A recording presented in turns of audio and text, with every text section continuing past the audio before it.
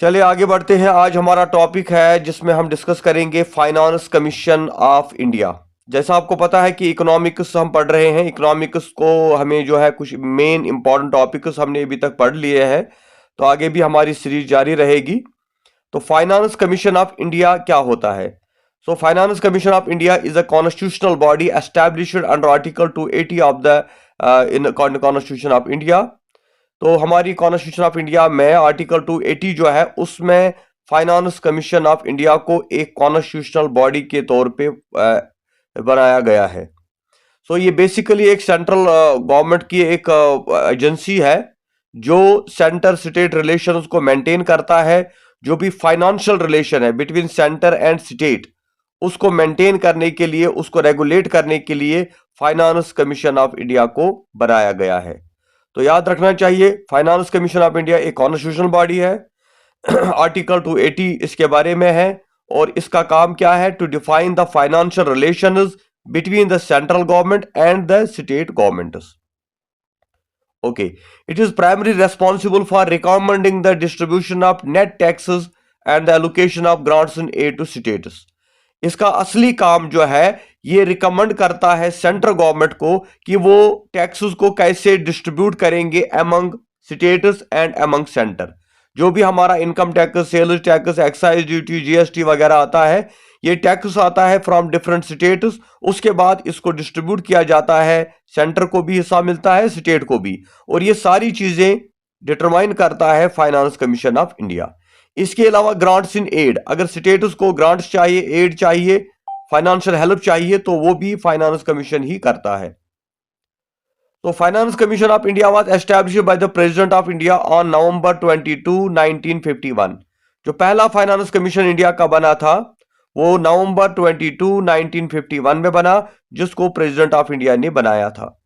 यानी आज भी president of India he finance commission को बनाता है। तो पहला फर्स्ट फाइनेंस कमीशन को याद रखना है, it was established bye the president of India November 22, 1951। It was a landmark step in organizing the financial organ of newly independent nations under the mandate of Article 280 of Indian Constitution। तो एक landmark step था। हिंदुस्तान का जो financial structure है, इसमें finance commission को बनाने का जो डिसीजन लिया गया था, ये एक इंपॉर्टेंट डिसीजन था, क्योंकि जो फाइनेंस होता है, जो टैक्सेस डिस्ट्रीब्यूट किए जाते हैं, जो एक फाइनेंशियल रिलेशन है सेंटर और स्टेट की, वो इस कमीशन के जरिए से होता है। दैट इज वाई कि कॉन्स्टिट्यूशन में आर्टिकल 280 जो है, जिसमें यह मैंडेटरी बनाया गया था कि फाइनेंस कमीशन ऑफ इंडिया होना चाहिए। Leadership and composition. Chairman KC Neogy यानी Krishna Chandra Neogy, a prominent politician and a member of constituent assembly. जो पहला chairman finance commission of India का बनाया गया था वो था केसी न्योगी, जो एक कॉन्स्टिट्यूंट असेंबली का एक सीनियर मेंबर था। उसको जो है इसका चेयरमैन बनाया गया था। उसके अलावा जो इसमें मेंबर्स थे, the commission included Shri VP Menon who later resigned, Shri justice Rao, B K Madan, ये और बाकी लोग जो थे ये इसके मेंबर्स बनाए गए थे। यानी जो पहला फाइनेंस कमीशन इंडिया में बनाया गया था उसका चेयरमैन केसी न्योगी था, जो एक सीनियर मेंबर था, एक पॉलिटिशियन था, कॉन्स्टिट्यूंट असेंबली का मेंबर रह चुका था।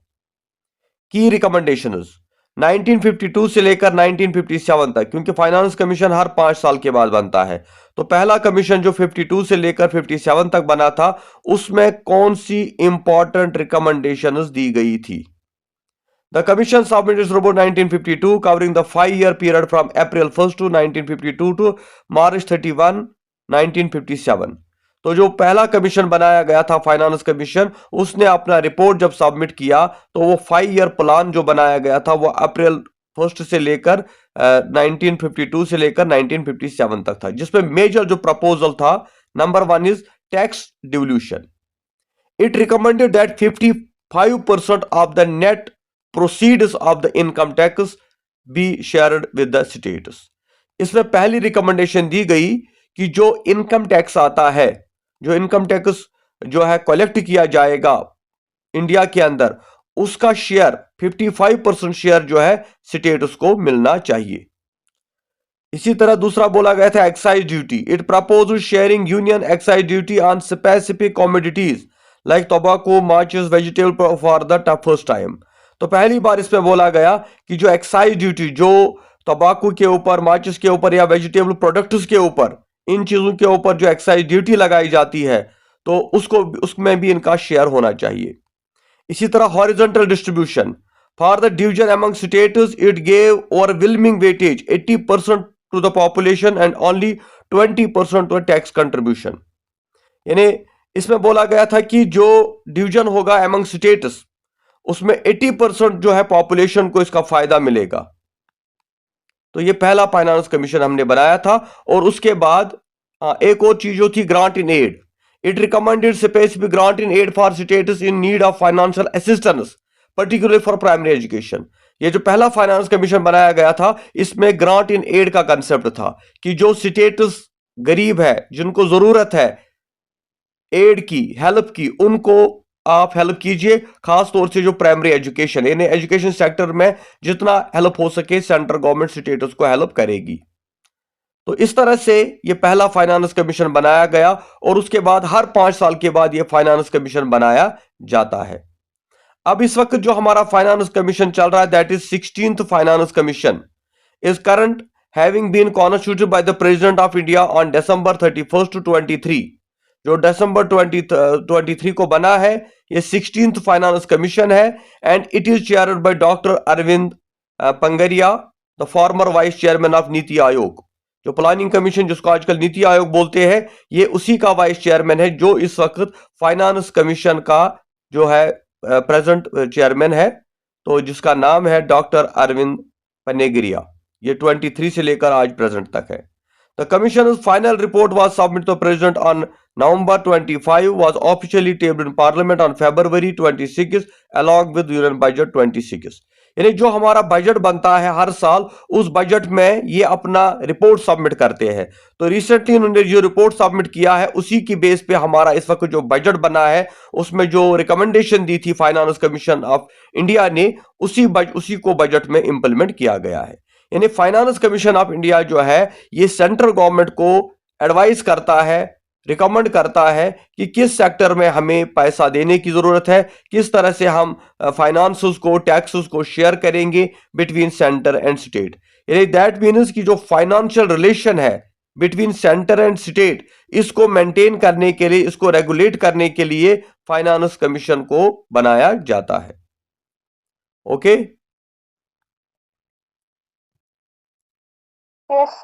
Very good. अब इसके बाद आता है कैपिटलिज्म। कैपिटलिज्म के बारे में थोड़ा हमने पढ़ा था, लेकिन यहां थोड़ा डिटेल में हम जानेंगे। Capitalism is an economic system based on private ownership of the means of production. Capitalism एक ऐसा इकोनॉमिक सिस्टम है जिसमें सारा कंट्रोल प्राइवेट इंडिविजुअल के हाथ में होता है। Where business operates for profit and prices are set through supply and demand in a free market। जहां पर बिजनेसेस को का मकसद होता है, बिजनेस को ऑपरेट करने का मकसद होता है प्रॉफिट गेन करना, और जो प्राइसेस डिसाइड की जाती है वो भी डिमांड और सप्लाई के हिसाब से की जाती है। यानी कैपिटलिज्म एक ऐसा इकोनॉमिक सिस्टम है जिसमें पूरा कंट्रोल एक इंडिविजुअल के हाथ में होता है, एक प्राइवेट इंडिविजुअल के हाथ में होता है, और सारे डिसीजन पावर्स वो खुद लेता है। की pillars include capital accumulation, competitive markets, minimal government intervention. अगर हम इसके फीचर्स की बात करेंगे तो इसमें सब पहली बात होती है कि यहाँ पे कंपटीशन होता है, यानी मार्केट में कंपटीशन होता है, बहुत सारी कंपनीज आती है, बहुत सारे कैपिटलिस्ट्स अपने प्रोडक्ट्स लॉन्च करते हैं, फिर उनके बीच में कंपटीशन होता है और गवर्नमेंट का बहुत कम इसमें इंटरफियर होता है। It promote innovation but can lead to income inequality. इससे एक फायदा तो मिलता है कि नई नई चीजें बनती है, इनोवेशन होती है, क्योंकि जो नई नई कंपनियां होती है, फैक्ट्रियां होती है, इंडस्ट्रियां होती है, वो नए नए प्रोडक्ट्स लॉन्च करते हैं, तो नई चीजें हमको मिलती है। लेकिन इससे इनइक्वालिटी भी आ जाती है, यानी क्योंकि rich becomes richer, poor becomes poorer. जो कैपिटलिस्ट होता है, जो कंपनी का मालिक होता है, कंपनी का ऑनर होता है, वो बिलियनियर बन जाता है, और जो लोग इसका इस्तेमाल करते हैं, जो लोग वहां काम करते हैं, वो गरीब रह जाते हैं। तो एक गैप हो जाता है, क्लास स्ट्रगल जिसको हम कहते हैं कि rich becomes richer, poor becomes poorer. Private property. तो की एस्पेक्ट्स ऑफ कैपिटलिज्म क्या है? Private property. Individuals and businesses own land, factories and assets rather than the state. इसमें सारी चीजों का मालिक, चाहे जमीन हो, फैक्ट्री हो या कोई एसेट हो, एक इंडिविजुअल होता है, स्टेट इसका मालिक नहीं होता। Profit motive, the primary goal of economic activity is to generate profit. यहां पर जो भी काम होता है, जो भी चीज बनाई जाती है, उसका सिर्फ एक ही मकसद होता है, प्रॉफिट गेन करना। Market competition, competition drives innovation, improves quality and keeps price fair. यहां पर कंपटीशन होता है क्योंकि एक ही कंपनी मार्केट में नहीं होती, बहुत सारे कैपिटलिस्ट्स आते हैं और वो अपनी अपनी कंपनियां खोलते हैं और अलग अलग चीजें मार्केट में लाते हैं। जैसे फॉर एग्जांपल हम मोबाइल की बात करें, आपको सैमसंग का मोबाइल मिलेगा, आपको जो है आईफोन मिलेगा, आपको बहुत सारे अलग अलग वैरायटीज के फोन्स मिलेंगे। तो इनके बीच में कंपटीशन होता है, जिससे क्या होता है, इंप्रूव क्वालिटी, क्वालिटी आपको अच्छी मिलती है क्योंकि हर एक कोशिश करता है बेटर से बेटर, बेस्ट से बेस्ट चीज प्रोवाइड करने की। एंड कीप्स प्राइसेस फेयर, और प्राइस भी नॉर्मल रह जाती है। आपको 1 लाख का मोबाइल मिलेगा, 10,000 का भी मिलेगा, 5,000 का भी मिलेगा, क्योंकि प्राइसेस नॉर्मल हो जाती है। Limited government, the government's role is typically restricted to enforcing property rights and maintaining an orderly market. यहां पर गवर्नमेंट का ज्यादा रोल नहीं होता, वो सिर्फ कुछ रेस्ट्रिक्शंस लगा देते हैं जहां पर प्रॉपर्टी राइट्स की बात आती है या मार्केट को कंट्रोल करने के हवाले से। बाकी इनके मामले में, कैपिटलिस्ट के मामले में, गवर्नमेंट कोई इंटरफेयर नहीं करती। अच्छा, price mechanism, prices are determined by the decentralized decisions by buyers and sellers, not by central planning। जो प्राइसेस चीजों की होती है वो गवर्नमेंट नहीं करती, बल्कि वो बायर और सेलर के बीच में होता है। जो खरीदने वाला है, जो बेचने वाला है, वही लोग डिसाइड करते हैं। अच्छा, types of capitalism, laissez faire, जो कैपिटलिज्म है इसके कुछ टाइप्स है। एक है strict free market approach with almost no government regulation. Laissez faire का मतलब होता है जहां पर स्टेट कोई भी इंटरफेयर नहीं करती, ऑलमोस्ट नो गवर्नमेंट रेगुलेशन, जो भी आपको चाहो कर सकते हो, यानी फ्री मार्केट होता है। दूसरा होता है welfare capitalism, combine free market activity with government provide social safety nets. यानी यहां पर फ्री मार्केट होता है लेकिन गवर्नमेंट भी कुछ सोशल सेफ्टी नेट्स लगाती है। दैट मीन्स गवर्नमेंट का इंटरफेयर होता है, वो चाहती है कि मार्केट को ज्यादा अप ना होने दे। इसी तरह state capitalism, the state engage in production and manages significant portion of the economy. जहां पर स्टेट खुद इन चीजों को मैनेज करती है और इन प्रोडक्शन में और मैनेजमेंट में जो है इंपॉर्टेंट रोल प्ले करती है, यानी स्टेट का अपना इन्वॉल्वमेंट हो, स्टेट खुद जो है प्रोडक्शन करती है। इसको हम बोलते हैं state capitalism. Advantages and criticism, capitalism के फायदे क्या है? इसका पहला एडवांटेज है, proponents argue it increases efficiency, foster rapid innovation and raises living standard। इसके 3 खास फायदे हैं। पहला है कि एफिशिएंसी आती है, अच्छी क्वालिटी आती है। रैपिड इनोवेशन, नई नई चीजें आपको मिलती है मार्केट में, नई नई चीजों का इनोवेशन होता है। और रेजेस स्टैंडर्ड ऑफ लिविंग, लोगों को अच्छी फैसिलिटी मिल जाती है, बेस्ट चीजें मिल जाती है। लेकिन इसका क्रिटिसिज्म भी है। क्रिटिक्स पॉइंट, वेल्थ इनइक्वालिटी, लोग कहते हैं कि इससे वेल्थ इनइक्वालिटी आती है, यानी rich becomes richer, poor becomes poorer. 10% of people of the world control 90% of the wealth and 90% people of the world control 10% wealth. तो इससे क्या होता है, इनइक्वालिटी आ जाती है। पोटेंशियल फॉर मोनोपोलीज, इससे मोनोपोली हो जाती है। एक कंपनी मार्केट में आती है, उनका ब्रांड आता है, जैसे आईफोन का ब्रांड है, तो ये मोनोपोली करते हैं, सारे मार्केट को डोमिनेट करते हैं। एंड एक्सप्लॉयटेशन ऑफ लेबर, और लेबर के साथ एक्सप्लॉयटेशन होती है, उसको बराबर वेजेस नहीं मिलती। सारा प्रॉफिट कैपिटलिस्ट, कंपनी वाला, फैक्ट्री वाला, इंडस्ट्री वाला खाता है। So the system generally encourages individual to pursue their own self interest. तो इसलिए हम कहेंगे जो कैपिटलिज्म है ये एक ऐसा सिस्टम है जिससे लोग सिर्फ अपने बारे में सोचते हैं।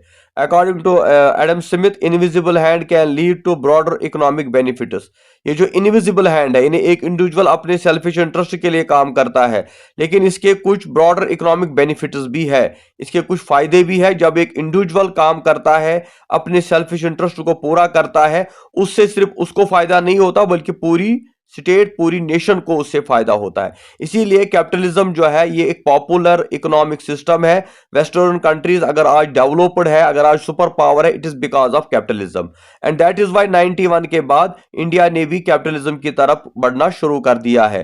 रोज हम सुनते हैं नई नई कंपनियां आती है, नई प्राइवेटाइजेशन होती है, एफडीआई आता है और गवर्नमेंट अपना कंट्रोल खो देती है। गवर्नमेंट कहती है हमें सबको प्राइवेटाइज करना है। आज एयरलाइंस को प्राइवेटाइज कर दिया, कल बिजली को प्राइवेटाइज करेंगे। तो आहिस्ता आहिस्ता गवर्नमेंट अपने हाथ से चीजों को छोड़ रही है, क्योंकि उनको पता है अगर आगे बढ़ना है, तरक्की करनी है, तो कैपिटलिज्म ही एक अच्छा रास्ता है। ओके, ये समझ आया? जी सर। अच्छा, एक और यहाँ पे है हमारा एक इंस्टीट्यूशन जिसको यूएनडीपी बोलते हैं, यूनाइटेड नेशन डेवलपमेंट प्रोग्राम। ये यूएनडीपी क्या है? United Nation Development Programme is the UN's lead agency for international development, establish in 1965 and headquarter in New York. ये एक यूनाइटेड नेशन का एक बॉडी है, ये एक एजेंसी है। तो इसका काम क्या है कि इंटरनेशनल लेवल पे डेवलपमेंट करना, और ये 1965 में बना है। इसका हेडक्वार्टर भी न्यूयॉर्क यानी यूएसए में है। ऑपरेटिंग इन 170 कंट्रीज, ये 170 कंट्रीज में इस वक्त काम कर रहा है। It works to eradicate poverty, इसका असली काम है गरीबी को खत्म करना। रिड्यूस इनइक्वालिटीज, ये जो इनइक्वालिटी है अमीर और गरीब के दरमियान जो डिफरेंस है, इसको कम करना। And build resilience through sustainable development, और सस्टेनेबल डेवलपमेंट करना यानी without wasting these natural resource को नुकसान पहुंचाए बगैर डेवलपमेंट करना। Climate action, democratic governance to achieve the sustainable development goals. तो ये यूनाइटेड नेशंस डेवलपमेंट प्रोग्राम जो है, ये यूएनओ का एक ऐसी एजेंसी है जो 170 कंट्रीज में काम कर रहा है, और जिसका मेन मकसद है इकोनॉमिक डेवलपमेंट करना, खासतौर से गरीबी को हटा देना। अब इसके की एस्पेक्ट्स की हम बात करेंगे। Mandate and focus, helping people build better lives, protecting the planet and fostering inclusive sustainable economic growth. ये लोगों को बेटर जिंदगी, एक अच्छी जिंदगी बनाने में, कायम करने में हेल्प करता है। ये इस प्रोटेक्ट प्लेनेट जो हमारा है इसको प्रोटेक्ट करता है, जिसमें ये एनवायरनमेंट की अगर हम बात करें तो सस्टेनेबल इकोनॉमिक ग्रोथ जो होती है, यानी इकोनॉमिक ग्रोथ तो करो, तरक्की करो, पैसा कमाओ, लेकिन एनवायरनमेंट को इफेक्ट नहीं होना चाहिए। अच्छा, इसके कोर पिलर जो है, moving beyond crisis, securing future government rights, innovating with intent digital finance. यानी जो इसके कोर पिलर्स है, मूविंग बियॉन्ड क्राइसिस, यानी ये जो है दुनिया के अंदर जितनी भी क्राइसिस होती है, इकोनॉमिकल प्रॉब्लम्स होती है, गरीबी है, भुखमरी है, लोगों को खाना नहीं मिलता, तो उन चीजों के लिए ये फंड्स करते हैं। और जो हमारा आजकल जो फ्यूचर गवर्निंग राइट्स है, यानी जो हमारे इन लोगों के जो बेसिक राइट्स है, बेसिक फंडामेंटल राइट्स जो है, जो बेसिक नीड्स है, उनको पूरा करने में एक इंपॉर्टेंट रोल प्ले करते हैं। अच्छा, की इनिशिएटिव्स, ये जो यूएनडीपी है, इन्होंने कुछ इनिशिएटिव लिए हैं, like climate promise, digital public infrastructure implementation and crisis response. यानी एनवायरनमेंट के हवाले से इनका एक बहुत बड़ा कंट्रीब्यूशन है। Funded by voluntary contributions. अब ये क्वेश्चन है कि इसको पैसा कौन देता है अगर ये हेल्प लोगों की करता है? तो इसमें वॉलंटरी कंट्रीब्यूशन है। It is led by an administrator and managed by 36 member executive boards. इसमें जितनी भी कंट्रियां मेंबर है वो सभी इसमें कंट्रीब्यूट करते हैं, और उसके बाद ये यूएनडीपी जो है वर्ल्ड के अंदर जो है इस चीज के लिए काम करता है। अच्छा, स्पेशलाइज्ड एरियाज जो है, climate change, implementing the Paris agreement and promoting green resource efficient growth. Climate change जो आजकल हो रहा है इसके ऊपर ये काम कर रहे हैं कि इस क्लाइमेट चेंज को हम कैसे ठीक करेंगे। इसी तरह governance, supporting democratic institution, rule of law and institution capacity, कि किसी भी स्टेट के अंदर डेमोक्रेटिक इंस्टीट्यूशंस को मजबूत करना, रूल ऑफ लॉ को प्रमोट करना, उसके लिए भी ये काम करते हैं। डेवलपमेंट प्लानिंग, यानी providing technical expertise for long term national development strategies, यानी ये टेक्निकल हेल्प करते हैं लोगों को, स्टेट्स को, ताकि वो नेशनल डेवलपमेंट जो है, लॉन्ग टर्म जो नेशनल डेवलपमेंट है, उसके लिए काम करे। तो हर साल जो है ये पब्लिश करते हैं ह्यूमन डेवलपमेंट रिपोर्ट। ये बहुत इंपॉर्टेंट रिपोर्ट होता है, HDR। तो ये ह्यूमन डेवलपमेंट इंडेक्स या ह्यूमन डेवलपमेंट रिपोर्ट जो होता है, इसमें असल में ये दिखाते हैं वर्ल्ड लेवल पे कि लोगों का लाइफ का स्टैंडर्ड क्या है, किस देश के अंदर कौन सी प्रॉब्लम है, बिलो पॉवर्टी लाइन लोग कहाँ पे रहते हैं, कहाँ पे इकोनॉमिकल प्रॉब्लम है। तो ये रिपोर्ट हर साल पब्लिश करते हैं इंटरनेशनल लेवल पे, जिसको ह्यूमन डेवलपमेंट रिपोर्ट या ह्यूमन डेवलपमेंट इंडेक्स भी हम कहते हैं, जिसमें यह पता लगता है कि किस देश के अंदर लोगों को कौन से मसाइल है। So UNDP acts as a connector, bringing together governments, private sector, civil society to implement development solutions. तो UNDP जो है ये एक ऐसी एजेंसी है जो दुनिया की सारी कंट्रीज को एक कर देती है, और जितने भी प्राइवेट सेक्टर या सिविल सोसाइटी है उनको बताती है कि वो डेवलपमेंट के लिए क्या करेंगे, डेवलपमेंट कैसे होगी, इकोनॉमिकल डेवलपमेंट या सोशल डेवलपमेंट या एनवायरमेंटल प्रोटेक्शन जो है, इसके लिए वो इन सभी लोगों को यूनाइट करते हैं। इसको हम कहते हैं यूएनडीपी। क्लियर? जी सर। अच्छा, एक और एजेंसी हमारे पास आती है वर्ल्ड लेवल पे, जिसको हम बोलते हैं WTO, यानी वर्ल्ड ट्रेड ऑर्गेनाइजेशन। तो WTO क्या है? WTO यानी world trade organisation is the only international body governing global trade rules aiming to ensure free, smooth and predictable trade between nations. ये सिर्फ एक ऐसी इंटरनेशनल ऑर्गेनाइजेशन है, ओनली इंटरनेशनल ऑर्गेनाइजेशन जो वर्ल्ड पे है, काम करती है, जो दुनिया के अंदर जितनी भी नेशंस है उनको बताती है कि ट्रेड रूल्स क्या है। आपको इंपोर्ट एक्सपोर्ट करना है, ट्रेड करना है, तो उसके लिए ये रूल्स रेगुलेशंस बनाते हैं। और जितनी भी कंट्रियां दुनिया के अंदर है जो इसके मेंबर है, उनको इसके रूल्स रेगुलेशंस को फॉलो करना होता है।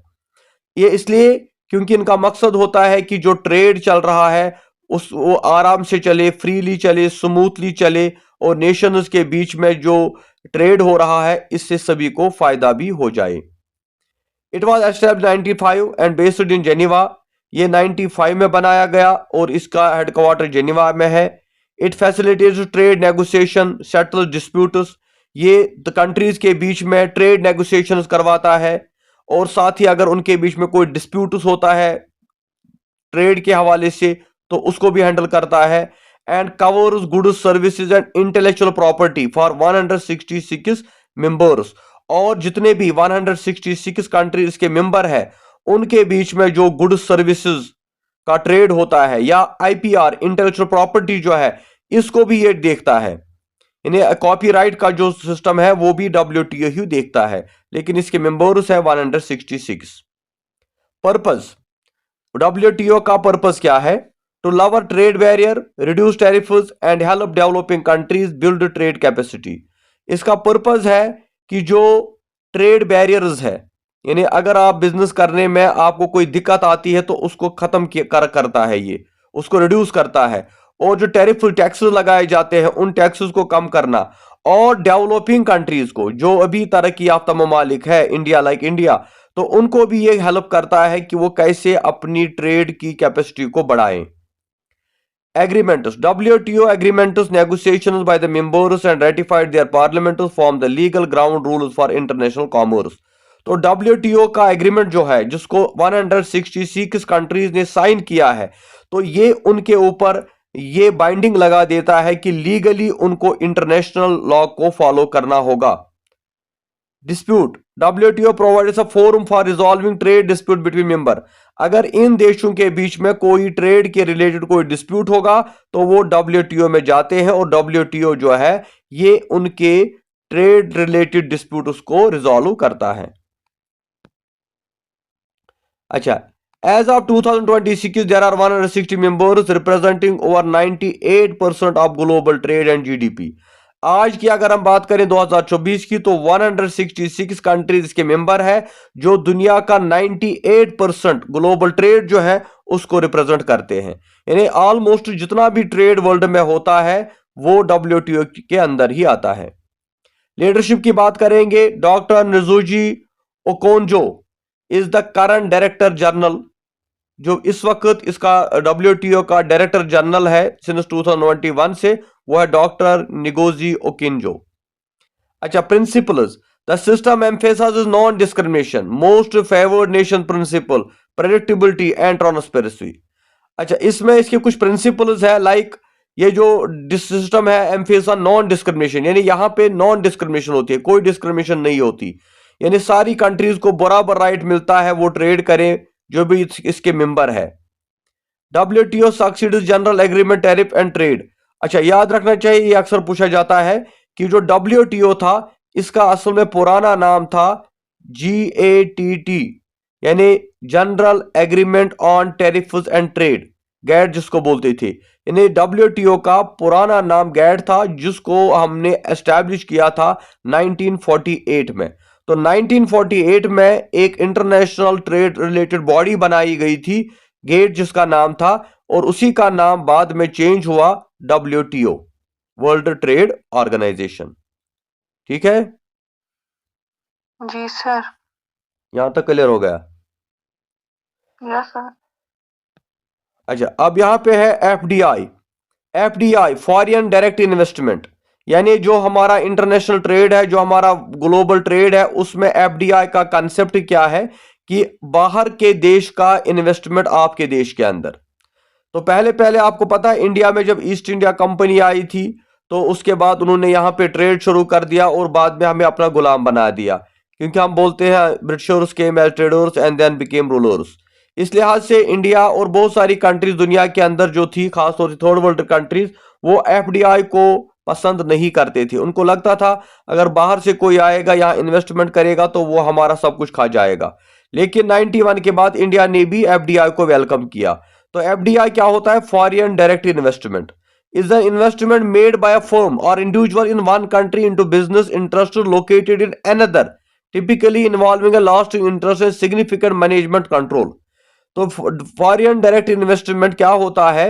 ये होता है इन्वेस्टमेंट बाय अ फर्म, कोई कंपनी या कोई इंडिविजुअल जब किसी दूसरे देश में जाकर वहां पे इन्वेस्टमेंट करता है, वहां पर कोई अपना बिजनेस खोलता है, कोई कंपनी शुरू करता है, इसको बोलते हैं FDI। और इसका मकसद क्या होता है? इसका मकसद होता है कि वो एक तो खुद को वहां फायदा पहुंचाना चाहता है, दूसरा वो उस स्टेट को फायदा पहुंचाना चाहता है। अब ये क्वेश्चन है कि सर क्यों हम जाएंगे एक देश से दूसरे देश में जाकर इन्वेस्टमेंट करने के लिए? अगर मैं इंडिया में रहता हूं तो मैं दुबई जाके इन्वेस्टमेंट क्यों करता हूं? या अगर कोई दुबई में रहता है वो इंडिया में आके इन्वेस्टमेंट क्यों करता है, अपने देश में क्यों नहीं करता? कोई बताएगा आंसर? सर इसमें बहुत सारे फैक्टर्स होते हैं। फॉर एग्जाम्पल कहीं पर लेबर सस्ता होता है तो हम प्रेफर करते हैं कि हम वहां पे जाए। हाँ जी, हाँ, इसीलिए एक ये फायदा है कि हम क्यों जाते हैं दूसरे देश में इन्वेस्टमेंट करने के लिए। एक, वहां पे लेबर सस्ता मिलेगा। अगर अमेरिका में आप कंपनी खोलोगे आपको लेबर को दिन में 10,000 देना पड़ेगा या 2,000 देना पड़ेगा। अगर बंगाल बिहार में खोलोगे तो यहाँ पे आपको 100 रुपये 200 रुपये में मिल जाएगा। दूसरा होता है रिसोर्सेज, कि वहां पर आपको वो रिसोर्स अवेलेबल नहीं है, यहां पर आपको वो सस्ते रिसोर्स अवेलेबल होंगे। तीसरा होता है मार्केट, वहां पे आपका मार्केट जो है वहां पे कंपटीशन काफी ज्यादा होता है। अगर यहाँ पे आप ऐसी जगह जाते हैं जहां पे ज्यादा कंपनियां नहीं होती, आप वहां जाके कोई चीज बनाते हैं तो आपको मार्केट भी इजिली मिल जाता है, यानी रिसोर्स भी मिल जाते हैं सस्ते, लेबर भी सस्ता मिल जाता है, और तीसरा आपको मार्केट भी इजिली अवेलेबल होता है, तो आपको कहीं जाने की जरूरत नहीं पड़ती। और एक फायदा होता है टैक्स, कि बहुत सारे देश ऐसे होते हैं जो कहते हैं अगर आप हमारे यहाँ इन्वेस्टमेंट करोगे आपको हम टैक्स में, टैक्स फ्री जोन हम बोलते हैं उसको, यानी free tax zone, free trade zone, आपको टैक्स नहीं देना पड़ेगा, आप जाइए कराई कीजिए कंपनी स्टार्ट, हम आपसे कोई टैक्स भी नहीं लेंगे। तो इसीलिए लोग आते हैं इन्वेस्टमेंट करने के लिए। तो आजकल FDI बहुत पॉपुलर कंसेप्ट है, खासतौर से थर्ड वर्ल्ड कंट्रीज में बाहर से लोग आते हैं इन्वेस्टमेंट करते हैं, और स्टेट्स भी इनको वेलकम करती है क्योंकि उनकी भी ग्रोथ होती है। इट सर्व्स एज ए की driver of economic growth bringing capital technology and jobs. हाँ, इस FDI का फायदा क्या है? इकोनॉमिक ग्रोथ होती है, कैपिटल आ जाता है, पैसा आ जाता है, टेक्नोलॉजी आ जाती है, और लोगों को जॉब्स भी मिल जाते हैं। तो FDI की डेफिनेशन क्या है? An ownership stake in a foreign company और establishing operation in a new country. जब आप दूसरी कंट्री में कंपनी खोलते हो तो उसकी ऑनरशिप आपको होती है, तो उसको हम FDI बोलते हैं। अच्छा, green field investment, new operation, brown field buying existing assets, merging and acquisition, इसके टाइप्स है। एक होता है ग्रीन फील्ड इन्वेस्टमेंट, यानी जब आप नया कोई ऑपरेशन, नई कोई फैक्ट्री खोलते हो, एक नया कंसेप्ट आप लाते हो, ब्राउन फील्ड का मतलब होता है बाइंग एग्जिस्टिंग, जब आप आते हो और यहाँ की कंपनी को खरीदते हो। मिसाल के तौर पे यूएसए से कोई आएगा, इंडिया में कोई कंपनी है जो घाटे में चल रही है, इसी कंपनी को खरीद के काम शुरू कर देता है। तो ये दूसरा तरीका होता है जिसमें मर्जर एंड एक्विजिशन होती है कि आप उनको मर्ज करते हो, फिर उनको एक्विजिशन लेते हो, उनको अपने कब्जे में लेते हो। अच्छा, एफडीआई वर्सेस एफपीआई, दो चीजें। एक होता है FDI, FDI represent long term controlling interest. वो तो एफडीआई एक लॉन्ग टर्म होता है जहां पर आप कोई कंपनी खोलते हो, फिर 10 साल 15 साल तक भी आप ये चलाते हो, उसको बोलते हैं एफडीआई। दूसरा होता है फॉरेन पोर्टफोलियो यानी FPI, is short term passive and generally less than 10%। FPI क्या होता है कि यहां पर भी आप इन्वेस्टमेंट करते हो, लेकिन ये शॉर्ट टर्म होता है और इसमें आप लेस देन 10%, यानी आप 10% अपना इन्वेस्टमेंट करते हो, जबकि एफडीआई में आप पूरा 100% इन्वेस्टमेंट आपका ही होता है। अच्छा, रूट्स इन इंडिया, इंडिया में किस फील्ड में एफडीआई यूज होता है? Automatic route, no approval needed and government route approval. हाँ, कुछ चीजें ऐसी है जिसमें आपको अप्रूवल की जरूरत नहीं पड़ती और कुछ चीजें ऐसी है जिसमें आपको गवर्नमेंट के अप्रूवल की जरूरत पड़ती है। यानी इंडिया के अंदर दो तरीके रखे गए हैं एफडीआई के लिए, एक जिसमें आपको गवर्नमेंट से बाकायदा तौर पे परमिशन लेना पड़ता है, तब जाके आप किसी जगह जाके कोई इंडस्ट्री कंपनी खोलते हो। फॉर एग्जाम्पल, आपको यूएसए से कोई आएगा, वो कहेगा मुझे बिहार में स्टील की फैक्ट्री बनानी है, तो ऐसे वो नहीं लेगा, उसमें गवर्नमेंट का परमिशन चाहिए। लेकिन दूसरा होता है जिसमें आपको अप्रूवल की जरूरत नहीं पड़ती। मिसाल के तौर पे आप वहीं बैठ के यहाँ की कंपनी के साथ डील करते हो और उनके साथ एग्रीमेंट करके जो है उसको फाइनेंस करते हो। ये भी एक किस्म का एफडीआई है, लेकिन इसमें गवर्नमेंट अप्रूवल की जरूरत नहीं होती। तो इस वक्त इंडिया में जो है टॉप इन्वेस्टर्स जो है, अगर हम देखेंगे, जो मेजर सोर्सेज हमारी है मारुतिज का है, सिंगापुर, यूएसए, नेदरलैंड, जापान। तो ये इस मामले में टॉप इन्वेस्टर्स यहाँ पे है। या जो की सेक्टर्स हमारे इंडिया के अंदर है, सर्विस सेक्टर है, कंप्यूटर सॉफ्टवेयर है, ट्रेडिंग है, टेलीकम्युनिकेशन है, ऑटोमोबाइल है, इन चीजों में काफी ज्यादा एफडीआई आ रहा है।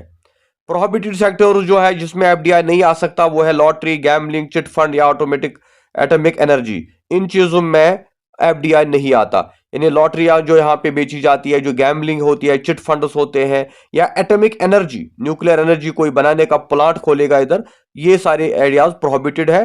तो जो सिलेक्टेड एरियाज है, जिन एरियाज में एफडीआई होता है, उसकी हमने बोली, जैसे खासतौर से कंप्यूटर सॉफ्टवेयर, ट्रेडिंग है, या कम टेलीकम्युनिकेशन है, ऑटोमोबाइल है, इन चीजों में एफडीआई को परमिशन दिया गया है। तो लास्ट पे है कि recent years we have seen significant investment in renewable energy. हाँ, जो आजकल हम सोलर एनर्जी की बात करते हैं, उसमें हमने देखा है काफी ज्यादा इन्वेस्टमेंट हो रहा है, क्योंकि इंडिया में इसका बहुत ज्यादा स्कोप है। जो ये ग्रीन पैनल्स आजकल लगाए, सोलर पैनल लगाए जाते हैं, इसमें काफी ज्यादा एफडीआई जो है यूज किया जाता है, क्योंकि पावर की प्रॉब्लम है। घर घर बिजली लाने का जो सपना गवर्नमेंट का है, तो उसमें काफी ज्यादा पैसा लगता है, तो इसमें फॉरेन इन्वेस्टमेंट काफी ज्यादा यूज हुआ है। FDI fosters international economic integration. FDI से क्या होता है? इंटरनेशनल इकोनॉमिक इंटीग्रेशन, पूरी दुनिया तरक्की करती है। अदरवाइज चाइना में कोई कंपनी है, वो चाइना में रह के ही चाइना को ही अमीर बनाती है, लेकिन जब वो इंडिया आती है तो इंडिया वालों को भी उसका फायदा मिलता है।